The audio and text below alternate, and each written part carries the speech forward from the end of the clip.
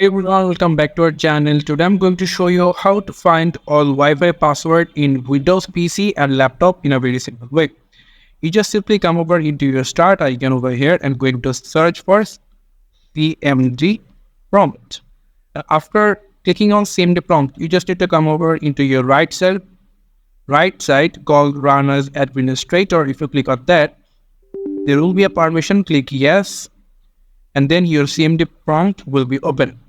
Now, if you just simply type netsh wlan export profile folder equal to c clone slash key equal there, I will give you this command prompt into video description. From there, you can copy it.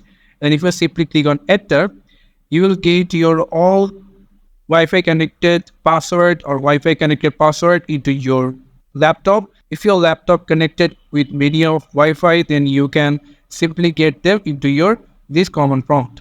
Now, how you get this is very simple. You just simply go over into your file explorer. If you go to into this PC, and then you just need to go for the home. And now, if you just scroll on a little bit here, you can see you find your Wi-Fi password. These two over here. If you just click on one of them, you will get the password over here. You can see key material is over here. Passphrase. This password is set it into my this router over here.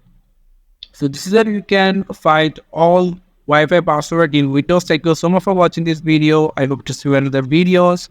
Till then, goodbye.